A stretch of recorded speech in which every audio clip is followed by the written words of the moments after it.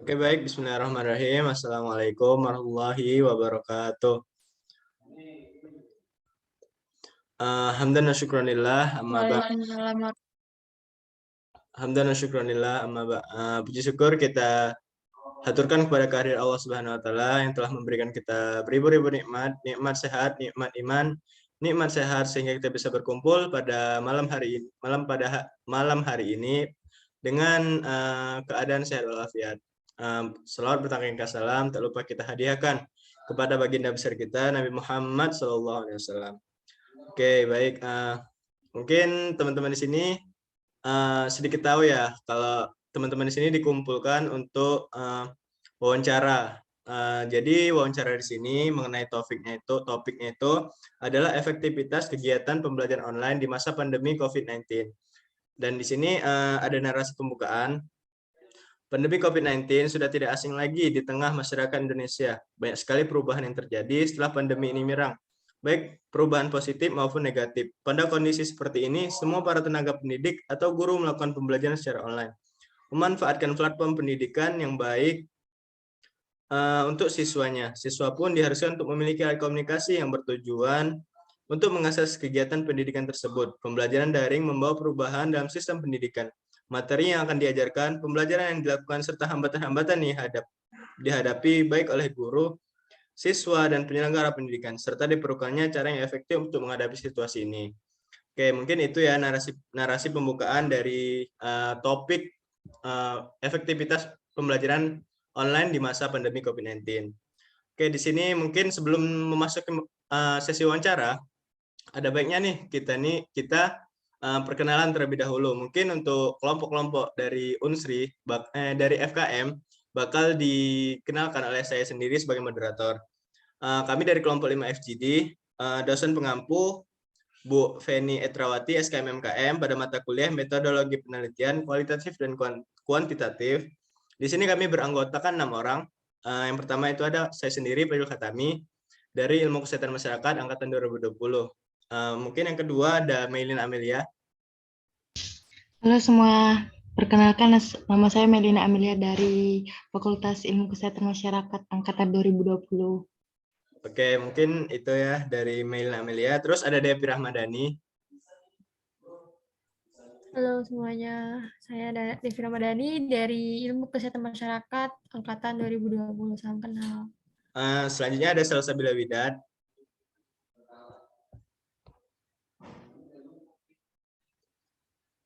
Oke, mungkin Salsabila lagi terkenal jaringan. Selanjutnya ada Nabila Fitria. Halo semuanya, saya Nabila dari Prodi IKM Angkatan 2020. Salam kenal semuanya.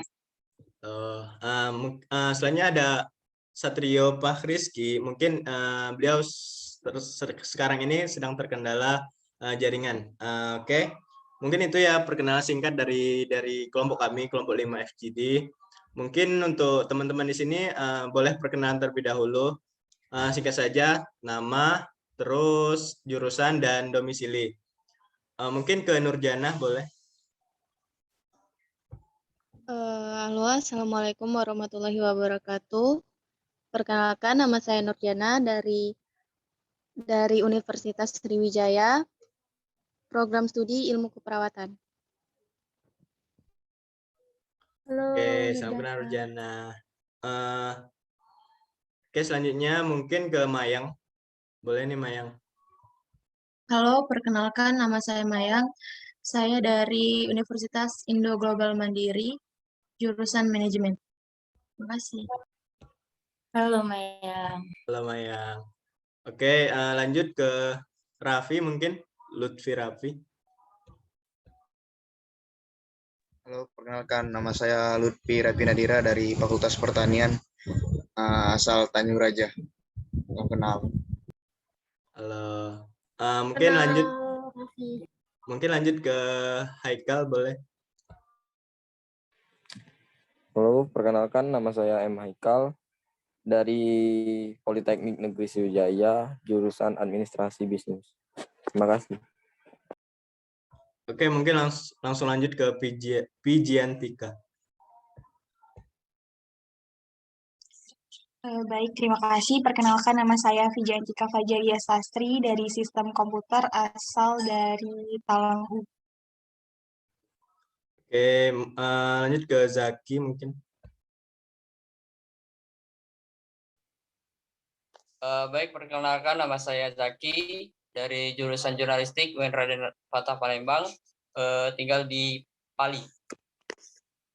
Oke, mungkin udah semua ya perkenalan. Langsung lanjut ke sesi wawancara. Untuk mekanisme wawancaranya itu pertanyaannya dilontarkan dari kelompok kami, dan untuk informan-informannya mungkin boleh dijawab sebisa mungkin. Kami menerima segala jawaban, baik itu mau singkat ataupun mau panjang gitu. Oke, mungkin untuk pertanyaan itu nanti misal pertanyaan pertama bakal dikasih ke Haikal nih.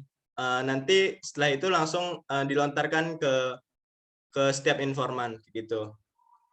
Di sini kami ada 10 pertanyaan. Langsung ke pertanyaan pertama, yaitu bagaimana tanggapan responden mengenai pelaksanaan dan pembelajaran online selama pandemi COVID-19.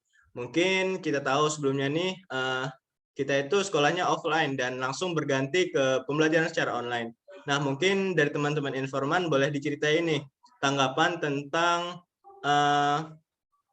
pelaksanaan pembelajaran online di masa pandemi COVID-19 ini. Mungkin untuk yang pertama boleh untuk Saudara Nurjana.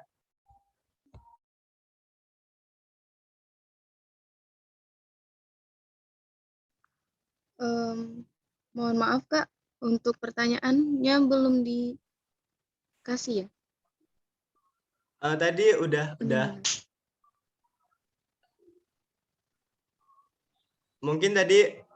Mungkin aku ulangi ya. Tanggapan Nurjana nih sebagai responden di sini tentang pembelajaran online di masa pandemi COVID-19 ini.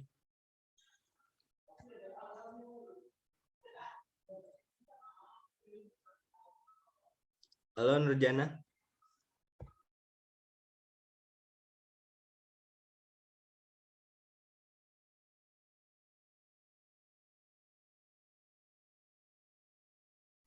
Oke, mungkin Nurjananya lagi terkendala jaringan ya. Boleh lanjut nih ke Saudara Lutfi Raffi mungkin.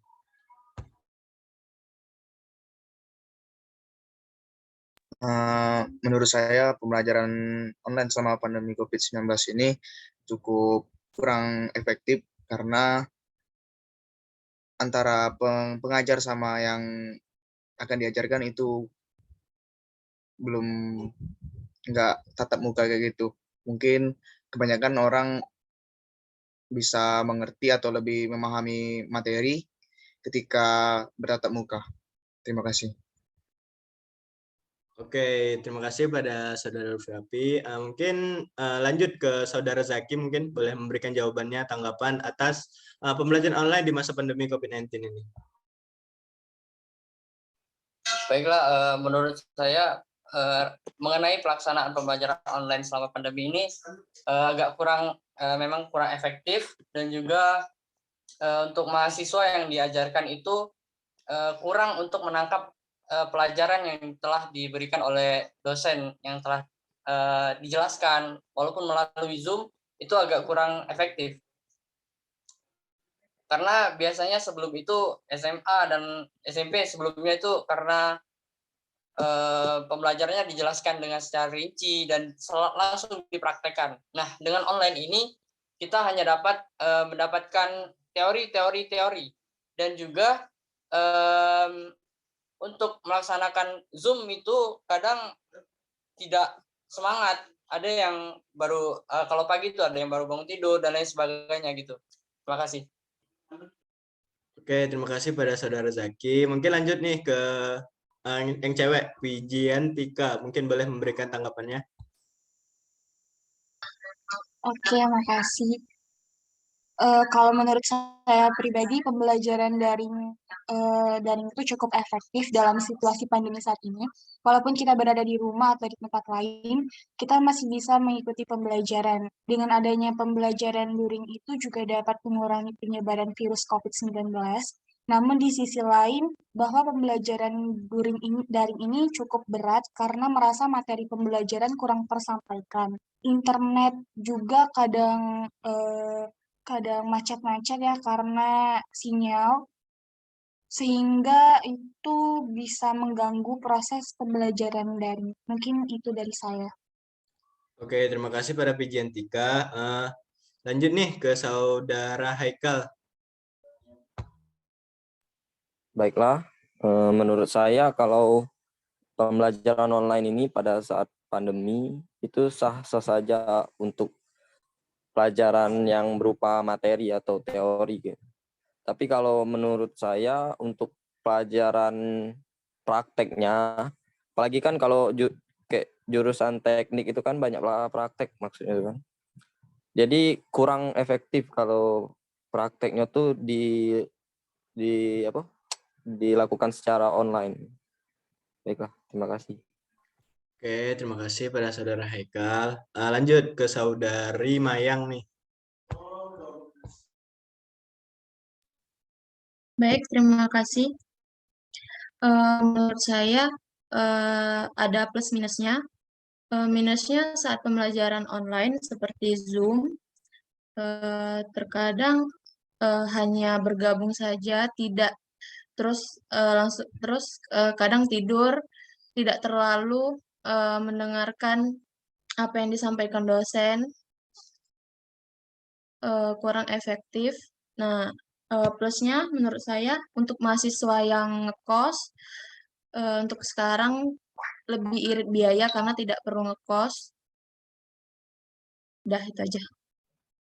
Oke, terima kasih pada Saudari Mayang. Mungkin kepada Saudari Nurjana nih, mungkin tadi kan jaringannya nggak bagus. Mungkin boleh ke Saudari Nurjana. Oke Kak. Sebelumnya mohon maaf izin off cam karena terkendala sinyal. Menurut saya kalau untuk pembelajaran online ini kendalanya itu sama kayak yang disampaikan oleh Kak Haikal tadi. Ya untuk yang kalau untuk materi itu sah-sah saja kalau misalnya pembelajarannya dilakukan online. Nah, tapi kalau untuk yang praktikum itu sangat susah karena untuk yang praktikum itu kita itu tidak tahu itu tuh apa yang kita lakukan itu benar atau salah kayak gitu. Kemudian kalau untuk kendalanya juga kayak yang terjadi pada saya itu sering sinyal kayak gitu. Mungkin itu saja. Oke, terima kasih. Mungkin itu ya pertanyaan pertama udah selesai semua. Lanjut ke pertanyaan kedua. Bagaimana persepsi responden terhadap hasil pembelajaran online selama masa pandemi COVID-19? Mungkin bisa diceritain hasilnya. Misal dari Fakultas Kesehatan Masyarakat itu belajar tentang hitung-hitungan nih. Persepsi Anda terhadap hasil belajar itu mungkin bisa dikalkulasikan dalam pengaplikasian dalam sehari atau apa aja sih yang udah didapatkan selama pembelajaran online itu. Mungkin untuk jawaban yang pertama boleh kepada Saudara Zaki nih, mungkin boleh.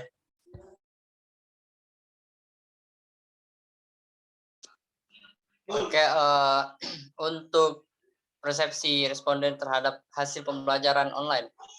Untuk hasil pembelajaran online ini saya kira agak kurang luas untuk mendapatkan ilmu pengetahuan karena selama ini belajar itu melalui online dan mendapatkan teori-teori itu di internet, tidak langsung secara langsung dari praktek dan guru gitu. Jadi untuk hasilnya itu agak kurang maksimal, tapi bisa untuk digali lagi melalui internet dan lain sebagainya itu. Yes, terima kasih. Oke, terima kasih pada Saudara Zaki. Mungkin lanjut ke Saudari Pijentika nih, boleh. Baik, terima kasih.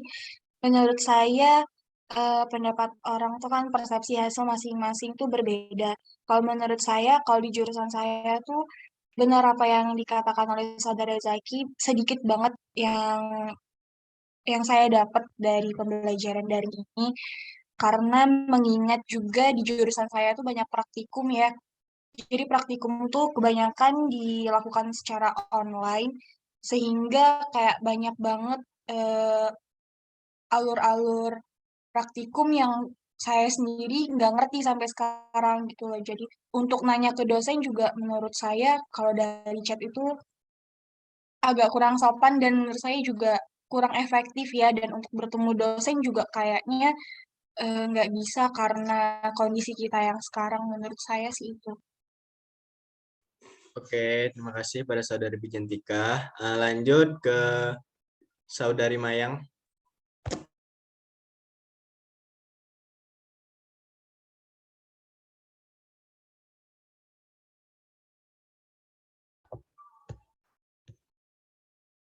Mungkin Saudari Mayang sedang terkendala jaringan ya. Bisa digantikan kepada Saudara Raffi mungkin.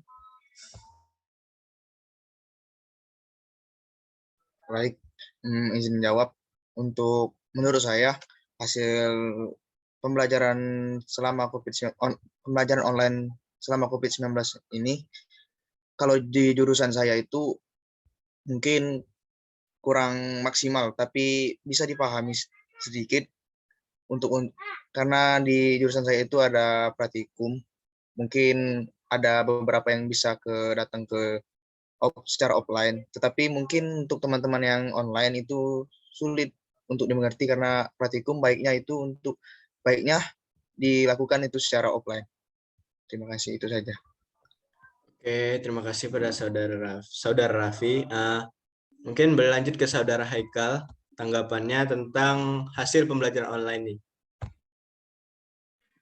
Baiklah, untuk hasil pembelajaran online di jurusan saya, itu ya sedikit tidak kondusif lah. Karena di jurusan saya itu kebetulan banyak praktek juga. Jadi, dan juga ke kampusnya untuk praktek itu dibatasi. Minimal 2 kali dalam seminggu. Dan juga itu juga tidak full satu kelas dibagi jadi 2. Jadi pembelajarannya itu sedikit terlambat juga dan tidak efektif menurut saya. Terima kasih. Oke, terima kasih pada Saudara Haikal atas tanggapannya. Mungkin lanjut ke Saudara siapa tadi belum? Saudara Mayang mungkin?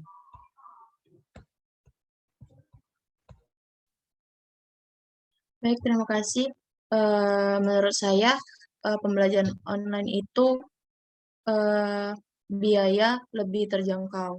Keuntungan belajar online di rumah yang pertama biaya lebih terjangkau. Terus dapat diakses dengan mudah. Salah satunya proses pembelajaran di rumah bisa menggunakan HP yang disambungkan dengan internet. Terus waktu belajar lebih fleksibel, yaitu dibandingkan dengan belajar dengan tatap muka. Oke, mungkin terima kasih kepada Saudara Mayang. Untuk Saudari Nurjana tadi udah jawab ya atau belum? Belum, Kak. Oke, dipersilakan pada Saudari Nurjana. Baik, Kak, terima kasih. Kalau untuk hasil pembelajaran selama belajar online ini mungkin tidak transparan kalau menurut saya. Kayak seperti absensi. Nah, absensi itu kayak yang tadi disebutkan oleh Saudari Mayang, kadang mahasiswa itu cuman absen aja di e-learning, terus nggak join kayak gitu, tidak memperhatikan dosen. Jadi untuk hasilnya itu menurut saya tidak transparan. Jadi kita tuh tidak tahu hasilnya itu bagus atau tidak kayak gitu. Mungkin itu saja. Oke, terima kasih. Mungkin udah semua. Lanjut ke pertanyaan ketiga. Kendala apa saja nih yang mungkin teman-teman ketemui ketika pembelajaran online di masa pandemi COVID-19? Untuk jawaban yang pertama, diminta untuk Saudara Zaki, mungkin boleh memberikan jawabannya.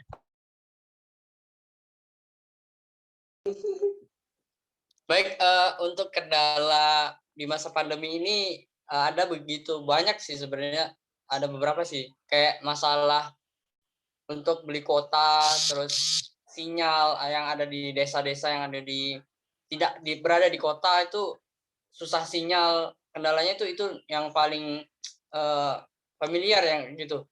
Terus kendalanya itu untuk yang ngekos, ada yang ngekos juga, ada yang di desa. Untuk masa pandemi ini, yang di desa itu kadang-kadang dosennya itu mendadak untuk menyuruh ke kampus gitu. Nah, tiba-tiba pada saat itu kan jauh dan lain sebagainya, itu kendala banget itu. Kenapa tidak offline, tapi dibatasi saja gitu. Mungkin itulah kendala dari masa pandemi pada saat pembelajaran ini. Oke, terima kasih kepada Saudara Zaki. Lanjut ke Saudari Pirjentika. Baik, terima kasih. Menurut saya kendala dalam pembelajaran daring itu yang pertama kuota ya. Karena kita mengingat juga kalau kuota itu menurut saya mahal, di mana juga kita tuh butuh kuota banyak. Terus jaringan juga yang nggak stabil, jadinya sering keluar dalam via Zoom meeting atau via BBB atau yang lain. Kemudian juga selanjutnya tuh materi, karena menurut saya pribadi materi yang saya serap itu tidak terlalu banyak. Jadi kayak nggak seluruh materi saya ngerti. Itu sih. Oke, terima kasih pada Saudari Pijentika. Lanjut ke Saudari Mayang Alia. Ya, menurut saya kendalanya banyaknya gangguan di rumah, karena tidak semua pelajar memiliki kondisi rumah yang sama untuk mendukung prosesnya belajar. Banyaknya dari pelajar yang tidak memiliki ruang belajar yang sunyi, senyap, mendapat sinar yang cukup dan nyaman, ditambah lagi seringkali aktivitas di lingkungan rumah yang menyebabkan interaksi yang cukup banyak bagi pelajar. Oke, mungkin bisa lanjut ke Saudari Nurjana. Baik, kalau untuk kendalanya sendiri itu mungkin hampir sama, yaitu kuota, jaringan. Nah, tapi ada satu lagi yang jadi kendala itu yang pernah saya rasakan itu, kami itu mahasiswa kayak digantung antara online dan offline kayak gitu. Jadi pernah kami itu ada pengumuman offline, tapi akhirnya nggak jadi kayak gitu. Jadi yang udah dari jauh-jauh itu udah ke univ, tapi tahu-taunya nggak jadi kayak gitu. Itu sih untuk kendalanya. Oke, terima kasih. Mungkin lanjut ke Saudara Raffi mungkin. Baiklah, mungkin sudah banyak dijawab tadi oleh beberapa informan. Yang menjadi kendala utamanya itu adalah jaringan, karena tidak semua mahasiswa di rumahnya atau tempat tinggalnya itu jaringannya itu bagus. Mungkin itu saja. Oke, lanjut ke Saudara Haikal. Baiklah, terima kasih. Mungkin semua jawaban sudah dijawab semua oleh teman-teman. Jadi ya itu saja yang saya rasakan, yaitu pertama sinyal. Karena di daerah saya itu kan sinyalnya agak kurang bagus. Ya, yang kedua itu kuota Zoom. Ya kalau yang ada WiFi kan enak gitu kan, nggak perlu mikirin kuota lagi.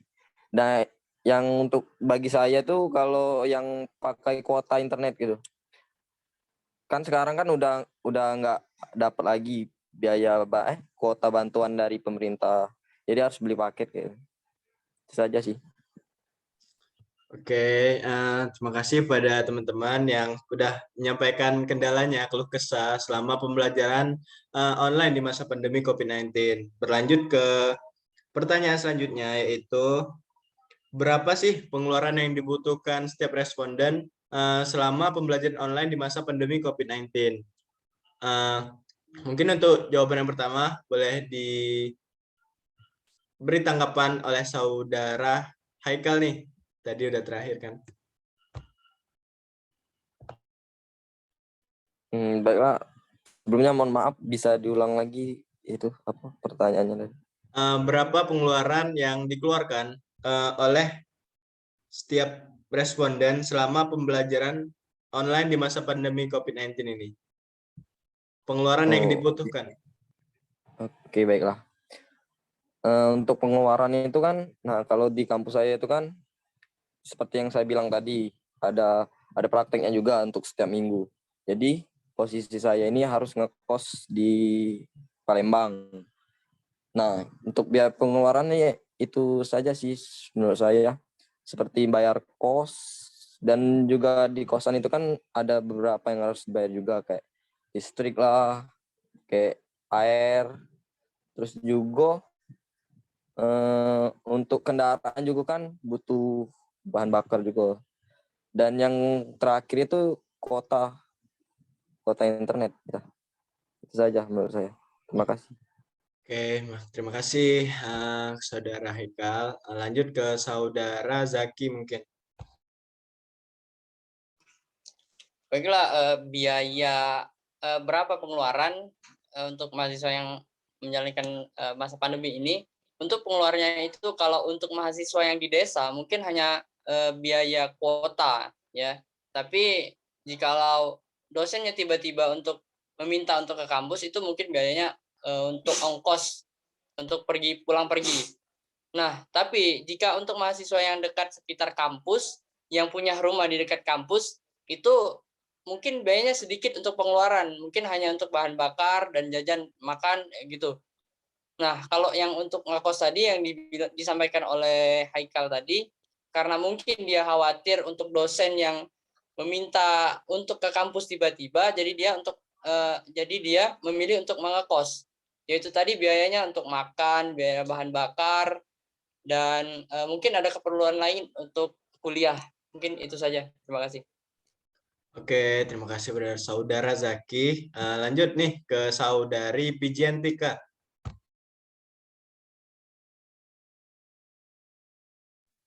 Baik, terima kasih.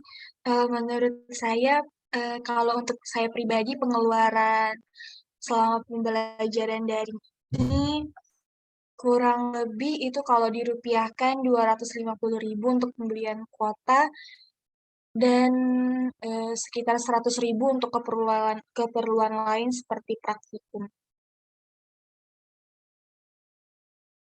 Oke, mungkin bisa lanjut kepada Saudara Mayang. Baik, terima kasih. Karena jurusan saya lebih ke teori, biaya hanya di kuota internet saja. Jadi di masa pandemi ini biaya lebih sedikit daripada bertatap muka. Oke, terima kasih pada Saudari Mayang. Oke, lanjut ke Saudara Lutfi Rapi. Baiklah, pengeluaran pembelajaran selama COVID-19 ini mungkin kalau dirupiahkan, kalau untuk yang di rumah belum ngekos itu 300.000 atau mungkin lebih untuk membeli paket internet atau berlangganan internet di rumah. Tapi itu belum termasuk kalau mau beli bahan-bahan praktikum, mungkin bisa sampai 1,5 juta mungkin. Tapi kalau untuk ada teman-teman saya yang udah kos karena mau praktikum offline, itu mungkin bisa lebih dari itu untuk dia makan, untuk ngekos, dan lain-lain. Mungkin bisa lebih dari 1 juta atau 2 juta. Itu saja. Terima kasih. Oke, lanjut ke Saudari Nurjana. Kalau untuk biaya,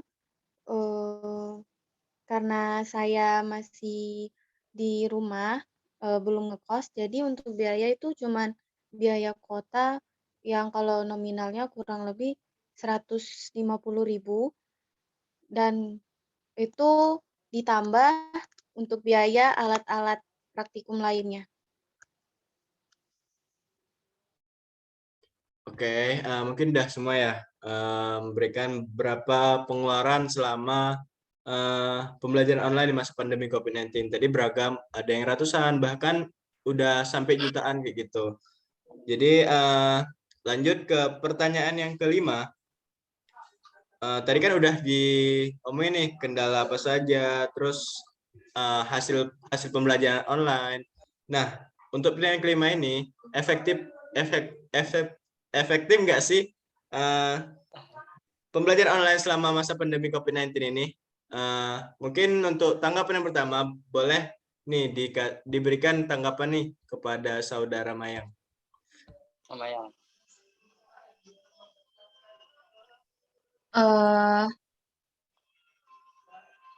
Salah satu kelebihan menurut saya pembelajarannya kurang efektif. Karena coba jawab. Nggak ringan. Karena yang pertama untuk saya yang tinggal di desa, terkadang sinyal sangat menjadi kendala. Yang kedua, kurangnya interaksi, terutama dengan teman dan dosen.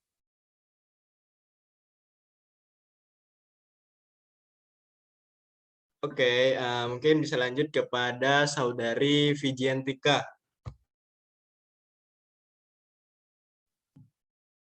Baik, terima kasih. Menurut dari saya itu efektif atau tidaknya itu tergantung dari pribadi masing-masing. Namun selagi apa yang disampaikan bisa masuk ke dalam otak, menurut saya itu efektif. Namun mungkin tidak seefektif pembelajaran luring dikarenakan dari ini banyak sekali kendalanya. Oke, tadi udah Mayang, Vigiantika. Mungkin bisa lanjut ke saudari Nurjana.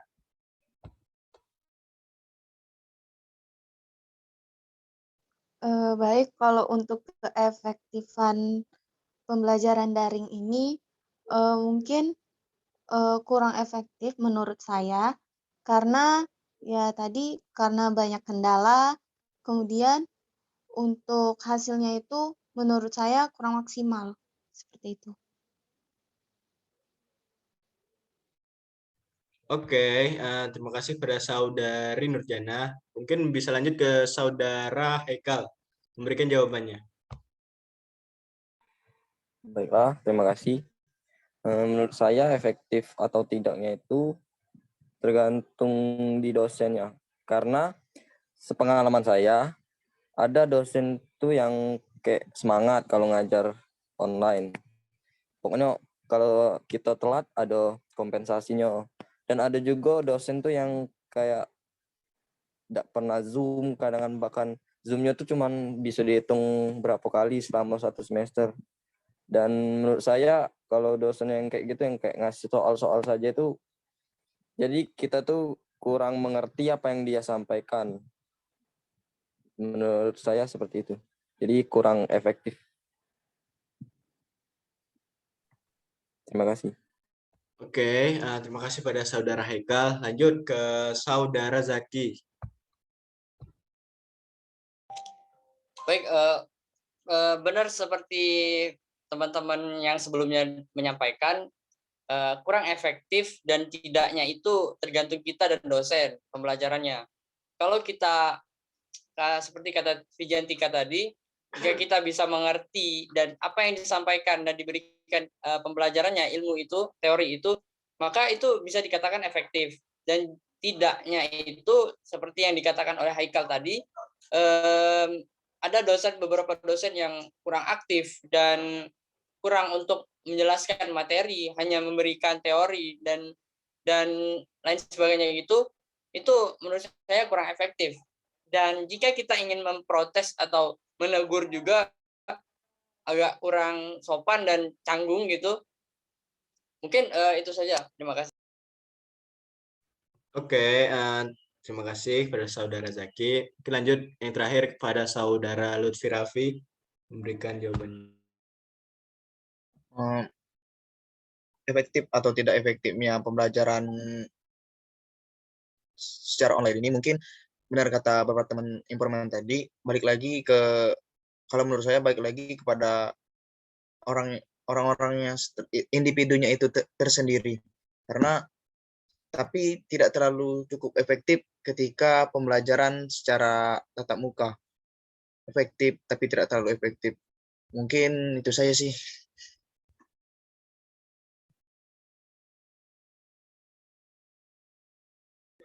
Oke, terima kasih pada saudara-saudara sekalian. Lanjut ke pertanyaan yang keenam. Bagaimana ketertarikan responden dalam pembelajaran online selama pandemi COVID-19? Ketertarikan responden dalam pembelajaran online di masa pandemi COVID-19 ini. Mungkin untuk jawaban yang pertama boleh diberikan kepada Saudari Nurjana nih, boleh memberikan jawabannya. Baik, kalau untuk ketertarikannya itu mungkin kalau daring ini baru dirasakan oleh setiap orang. Mungkin kalau sebelum-sebelumnya belum pernah ngerasain. Kalau ketertarikan sih lumayan, cuman kalau untuk keefektifan kurang. Oke, terima kasih pada Saudari Nurjana. Lanjut ke Saudara Lutfi Rapi.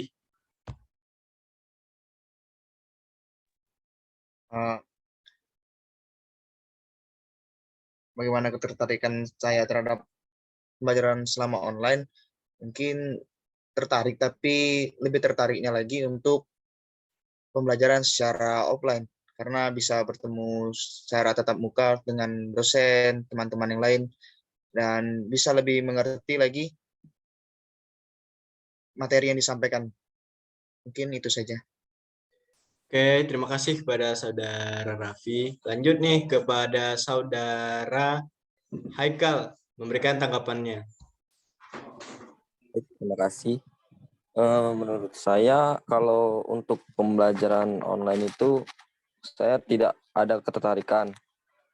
Tapi kalau misalkan belajar tatap muka, mungkin di tatap muka, pelajaran offline atau tatap muka itu yang banyak ketertarikan kita untuk semangat belajar gitu. Apalagi kan kalau praktek kan kondusifnya atau efektifnya tuh secara offline gitu kan, biar bisa dipahami dengan cepat. Terima kasih. Oke, terima kasih pada Saudara Haikal. Lanjut kepada Saudari Pijiantika. Baik, terima kasih. Kalau saya pribadi itu agak kurang tertarik dengan pembelajaran online karena menurut saya kurang maksimal dalam menerima apa yang disampaikan oleh dosen. Namun di sisi lain ada beberapa dosen yang saya rasa bisa membuat pembelajaran daring ini agak sedikit menarik dengan cara beliau mengajar. Oke, terima kasih pada Saudari Pijiantika. Lanjut kepada Saudari Mayang. Baik, terima kasih. Menurut saya lumayan tertarik karena baru pertama kali ini ada teknisi pembelajaran online. Tapi semakin lama menjadi bosan karena tidak ada akhir dari pembelajaran ini. Terima kasih. Oke, selanjutnya nih jawaban terakhir dari Saudara Zaki memberikan tanggapannya. Baik, untuk ketertarikan itu ada ketertarikan dan tidak ketertarikannya. Yaitu kalau yang tidak tertarik itu dengan yang sudah disampaikan tadi, materi yang disampaikan itu kurang mengerti dan prakteknya yang dilaksanakan dan dilakukan itu agak kurang efektif gitu. Nah, untuk ketertarikan di sini ialah kita bisa menemukan ilmu dan teori itu dengan secara cepat dan mudah dengan dengan adanya internet dan kita bisa ada kemudahan untuk seperti kami di jurnalistik ini, jika UTS dan UAS itu ada dosen yang memberikan keringanan, ya ini bisa open book dan lain sebagainya. Terima kasih. Demikian. Oke, terima kasih. Lanjut ke pertanyaan yang ke-7 dari 10. Apa saja hal yang dapat mendorong semangat responden saat pembelajaran online di masa pandemi COVID-19 ini? Boleh untuk jawaban yang pertama diberikan kepada Saudara Raffi mungkin.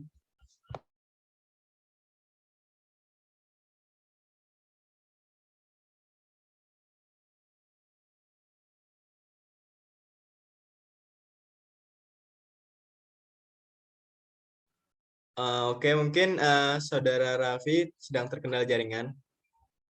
Lanjut nih kepada Saudari Vijentika. Baik, terima kasih. Hal yang mendorong semangat saya dalam pembelajaran ini, yang pasti ada harapan kedua orang tua saya yang sedang saya bawa, dan saya harus juga mencapai keberhasilan yang sudah saya planning dari awal. Gini. Oke, terima kasih kepada Saudari Vijentika. Lanjut nih kepada Saudari Nurjana. Kalau untuk hal yang mendorong semangat saya saat pembelajaran online ini, mungkin harapan orang tua, kemudian hasil kerja keras saya untuk mendapatkan titel mahasiswa yang telah saya gapai, gitu. Oke, terima kasih pada Saudari Nurjana. Lanjut ke Saudari Mayang Alia.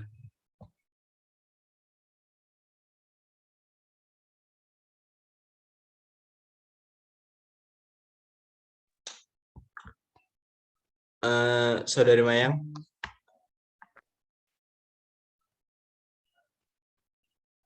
Mungkin sedang terkendala jaringan ya. Lanjut ke Saudara Haikal. Baiklah, terima kasih. Hal yang mendorong semangat saya untuk belajar online ini yang pasti ya orang tua dan juga orang-orang terdekat saya. Terima kasih. Oke, terima kasih atas jawabannya. Lanjut ke yang belum, tadi ada Saudara Raffi. Mungkin kalau udah stabil. Baik.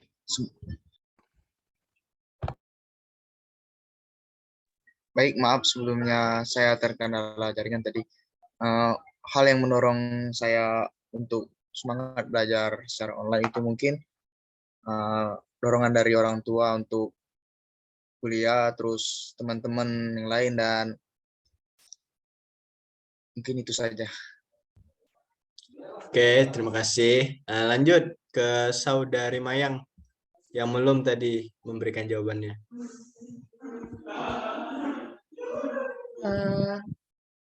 Baiklah, yang membuat saya semangat pembelajaran online itu sama jawabannya seperti teman-teman yang lain. Yang pasti yang pertama itu support dari kedua orang tua saya dan keluarga saya.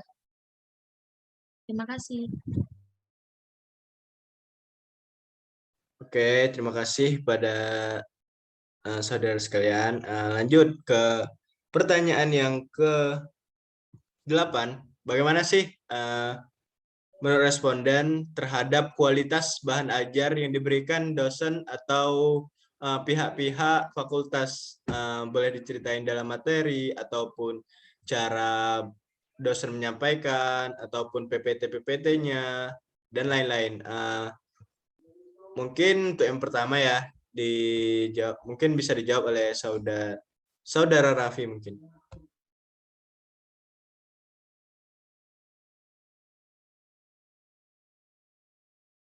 Maaf sebelumnya, moderator, boleh diulang pertanyaannya?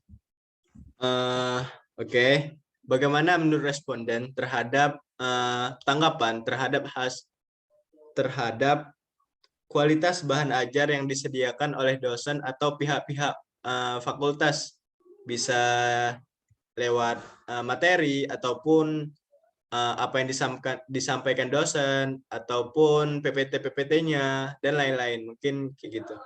Kualitas bahan ajar.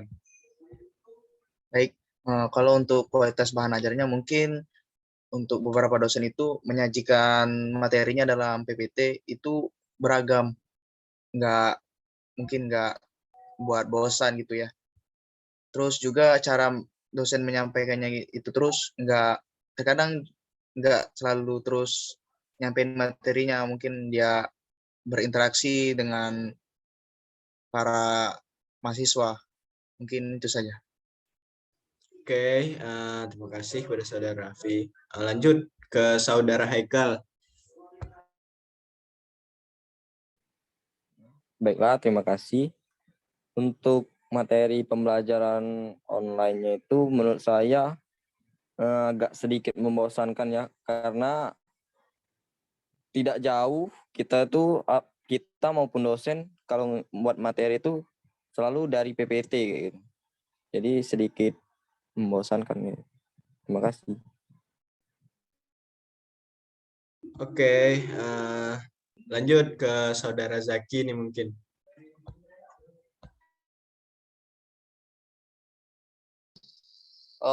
Untuk kualitas yang bahan ajaran yang disediakan oleh pihak instansi, mungkin menurut saya baik sih, cukup baik, karena telah seperti diberikan dalam bentuk PDF dan tugas-tugas lain sebagainya.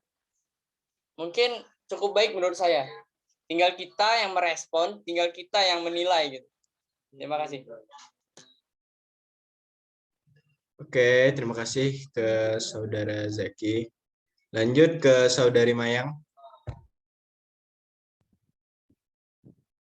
Baik, menurut saya kualitas pembelajaran setiap dosen itu berbeda-beda.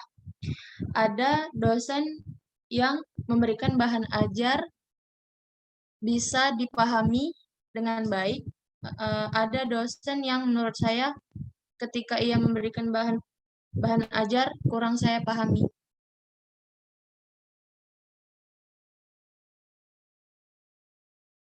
Oke, terima kasih ke Saudari Mayang. Lanjut ke Saudari Nurjana.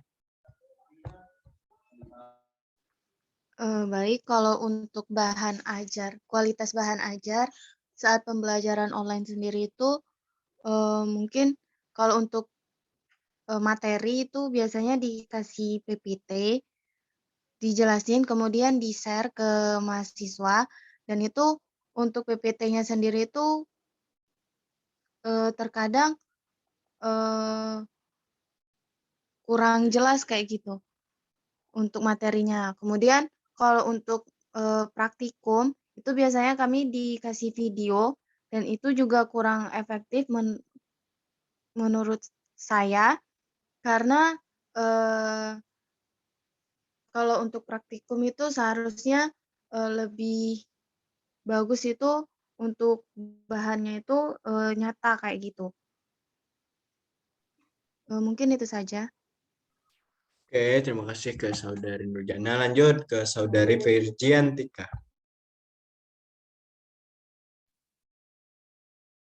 Baik, terima kasih. Kualitas pembelajaran online menurut saya itu 50-50 karena ada beberapa dosen saya yang masih memakai cara lama seperti hanya memberikan PowerPoint dan semacamnya, dan ada beberapa dosen yang punya aplikasi sendiri sehingga membuat pembelajaran menarik. Oke, terima kasih teman-teman. Mungkin udah semua ya tadi. Bisa lanjut ini ke pertanyaan yang ke-9. Sebentar. Menurut responden, bagaimana peran orang tua dalam proses pembelajaran online di masa pandemi COVID-19 ini? Untuk jawaban pertama mungkin bisa dijawab oleh Saudari Mayang.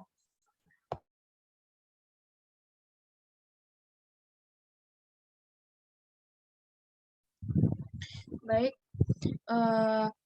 menurut saya peran orang tua itu sangat penting. Yang pertama sebagai fasilitator di mana orang tua menjadi sarana dan prasarana pembelajaran dari sebagai motivator, yakni orang tua mampu memotivasi dan memberikan dorongan semangat kepada saya, dan juga orang tua sebagai pengarah untuk agar saya lebih konsisten dalam belajar. Terima kasih. Oke, bisa lanjut ke Saudari Nurjana. Baik, kalau untuk peran orang tua sendiri, mungkin karena salah satu tujuan dari kuliah sendiri itu karena harapan dari mereka, dari orang tua. Jadi kalau untuk peran orang tua sendiri itu sangat digunakan dan sangat bergantung kayak gitu. Salah satunya untuk biaya kayak gitu. Oke, lanjut ke Saudari Vigiantika. Baik, terima kasih. Menurut saya peran orang tua itu sangat penting dalam proses pembelajaran, baik dalam finansial maupun moral.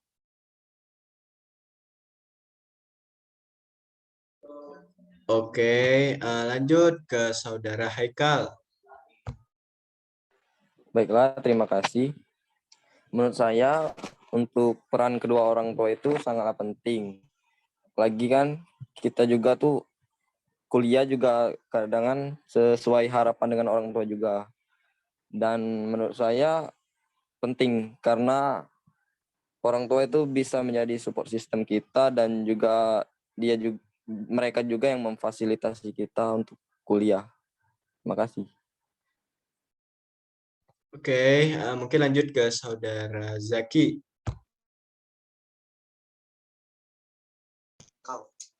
Baiklah, respon orang tua, yaitu bagaimanapun sistem pembelajarannya, kata orang tua, tetaplah semangat dan melaksanakan tugas dengan baik.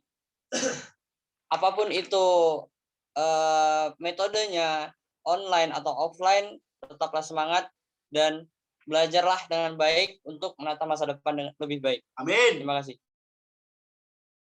Oke, terima kasih kepada Saudara Zaki.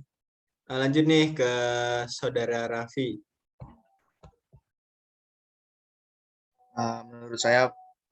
Menurut saya peran orang tua dalam proses pembelajaran online selama COVID-19 ini harus cukup besar.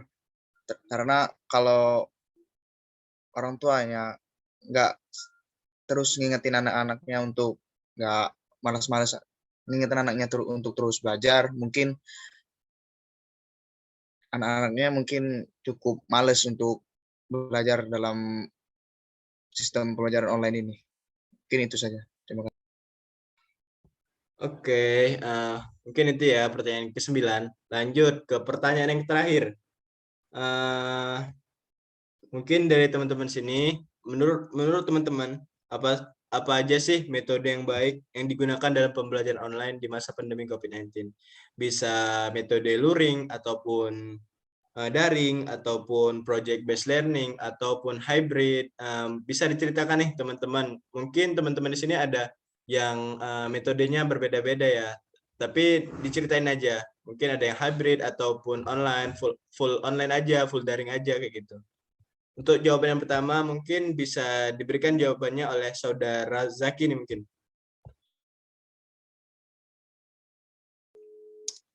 Untuk metode yang menurut saya baik itu yang untuk daring mungkin, yaitu melalui Zoom, namun dengan penjelasan dosen yang aktif juga gitu. Jangan hanya ada beberapa dosen yang Zoom tapi hanya absen gitu. Dan juga jikalau ada praktikum itu sebaiknya dilakukan dengan secara offline dan secara langsung. Dan langsung Terima kasih.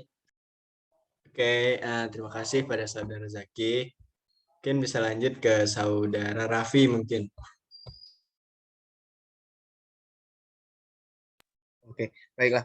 Metode yang baik digunakan dalam pelajaran secara online itu baiknya itu antara dosen dengan mahasiswa itu sering-sering berinteraksi, karena kalau hanya dosennya yang menyampaikan materinya secara terus-menerus tanpa ada respon atau interaksi dengan mahasiswanya itu kurang bagus, karena dapat menyebabkan mahasiswanya itu sendiri kurang memahami materinya. Baik, itu saja. Terima kasih. Oke, terima kasih kepada Saudara Raffi. Lanjut ke Saudari Nurjana. Baik, kalau untuk untuk metodenya itu menurut saya yang paling efektif itu kalau untuk pemaparan materi itu bisa dilakukan secara online, tapi kalau untuk yang praktikum itu sebaiknya dilakukan secara offline agar lebih paham. Mungkin itu saja.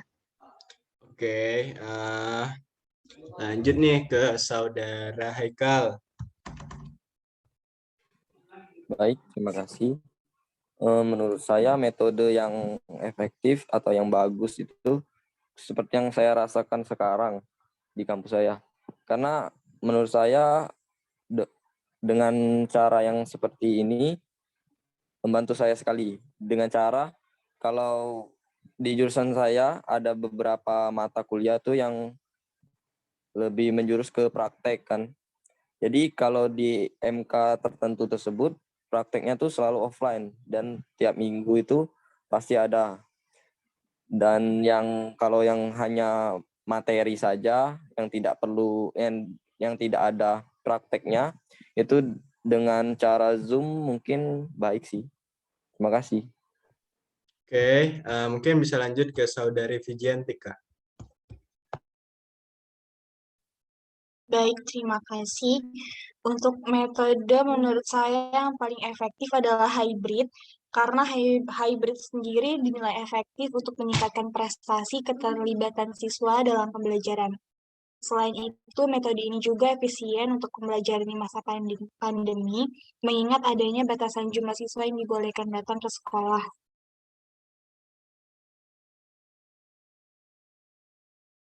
Oke, jawaban yang terakhir boleh diberikan nih kepada Saudari Vigiantika.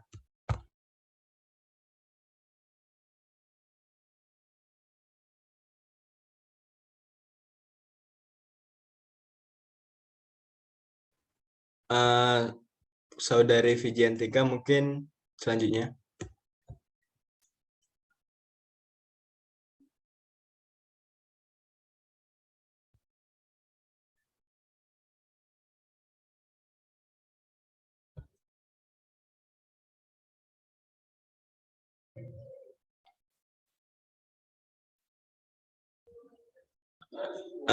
Vigiantika mungkin boleh memberikan jawabannya.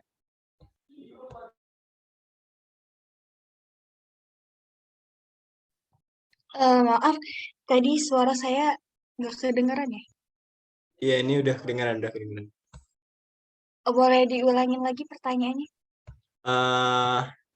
Oke, mungkin di sini kami menanyakan tentang metode apa aja sih yang baik menurut Vigiantika di masa pembelajaran online dalam pandemi COVID-19 ini.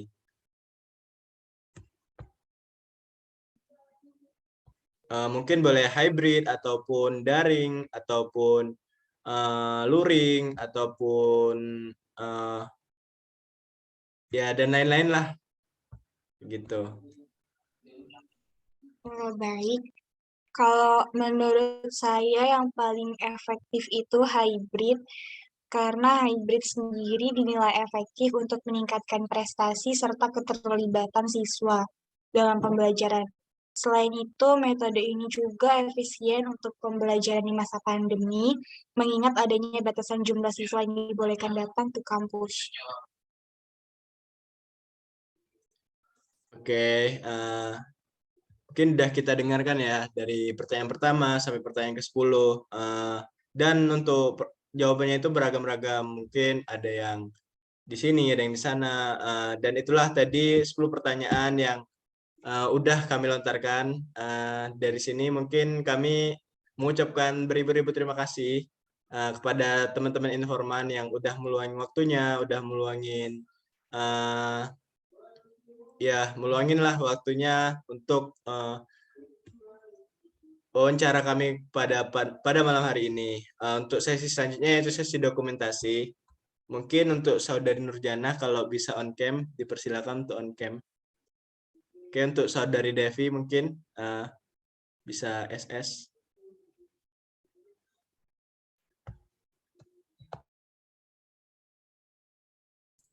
Oke, tunggu ya. 1, 2. Sabar, 1, 2, 3. Lagi. 1, 2, 3. Oke, thank you. Terima kasih. Oke, itu ya tadi dokumentasi. Sebelum tutup, sekali lagi ingin ngucapin beribu-ribu terima kasih atas teman-teman di sini yang udah ngeluangin waktunya, menyisikan waktunya untuk membantu kami dalam metodologi penelitian kualitatif dan kuantitatif ini. Apabila ada kesalahan kata, saya mohon maaf dan kepada Allah saya minta ampun. Saya akhiri. Wassalamualaikum warahmatullahi wabarakatuh. Waalaikumsalam warahmatullahi wabarakatuh. Terima kasih semuanya. Waalaikumsalam warahmatullahi wabarakatuh. Terima kasih semuanya. Maaf mengganggu.